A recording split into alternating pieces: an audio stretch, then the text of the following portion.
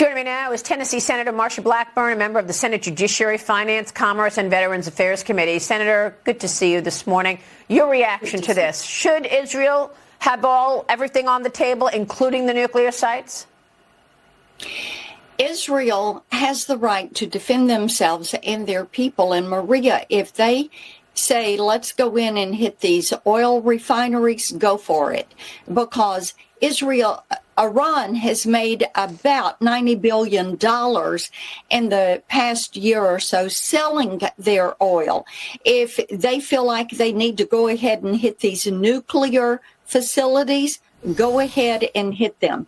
The point is this: Iran has funded Hamas, Hezbollah, the Houthis. They're behind this. It is Biden and Harris who have refused to hold Iran to account for what they have done with these terrorist proxies. So let's support Israel. Let's stand with Israel. It is so frustrating to me to see Biden and Harris be such a squish when it comes to supporting Israel and their ability to defend themselves. Well, it's even worse than that, Senator. I mean, you've got in the middle of rockets being, launched at Israel, northern Israel, from Iran. You've got President Biden continuing this idea that he should be talking about a ceasefire. I mean, is he not watching what's going on? Does he not understand how Israel was attacked? They went in there with maps of Israel. They knew, who was where, who had dogs, where everyone was, going in their homes, taking people out of their beds. Is Biden unaware of what took place? I don't think any of us will ever forget October 7th. And as we have grieved with our Jewish friends who lost family and who have recounted the horror and terror of that day, women being raped, babies being beheaded, Americans being taken captive. Maria, look at what they have done.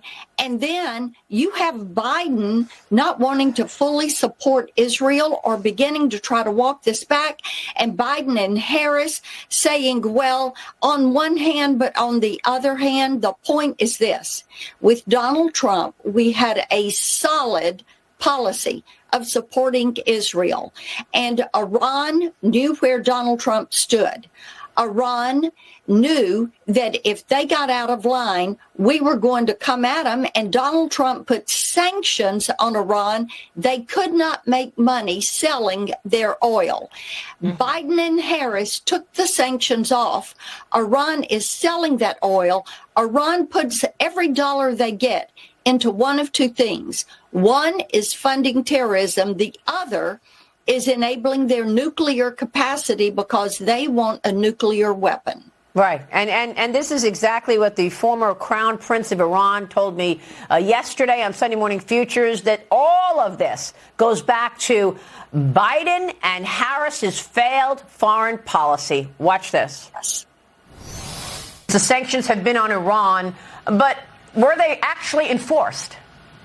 They were not, because the $100+ billion that the regime had access to a couple of years ago, closing into what happened and ultimately led to empowering it to support its proxies, including Hezbollah and Hamas, of course, didn't come from nowhere. If those oil sanctions were imposed, that would be $100 billion less for the regime to spend.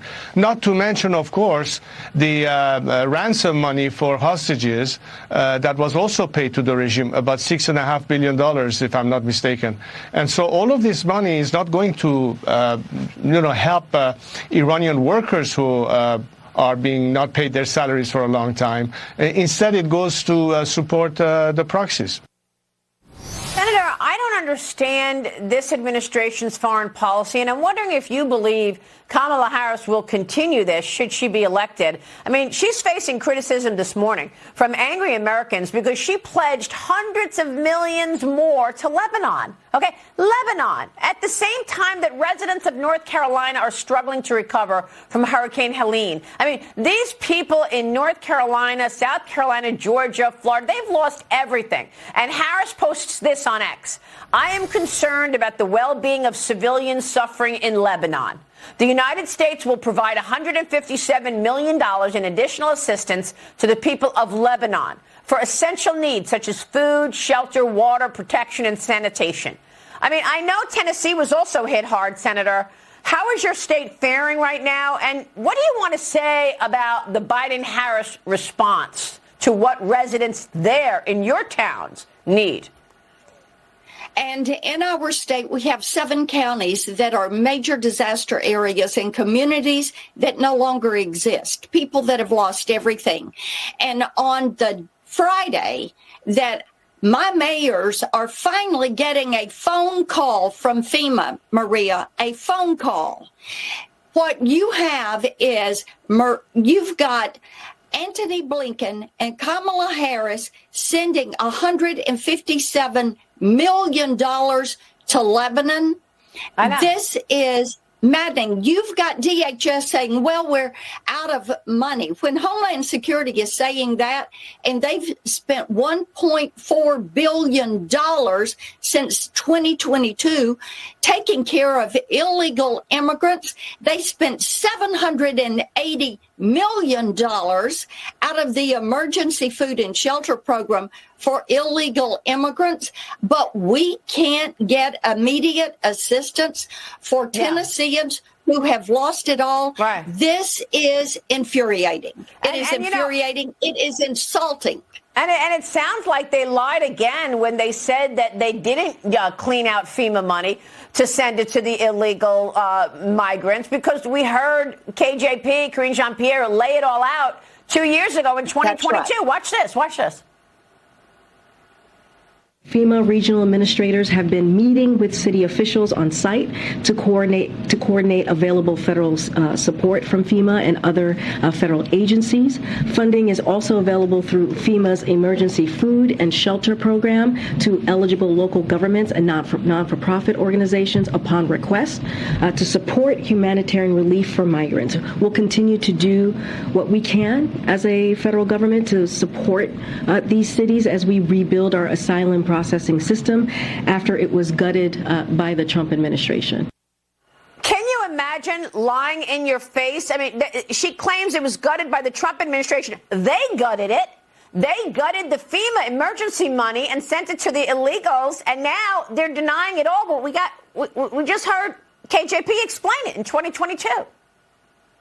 Oh, yes, they gutted it, and they are in a hole on this, and they've been caught.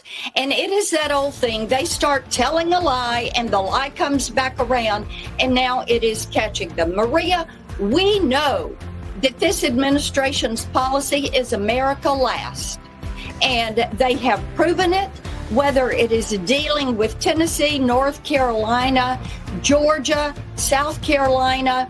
We know that it is America last for them. I had somebody yesterday. Yeah.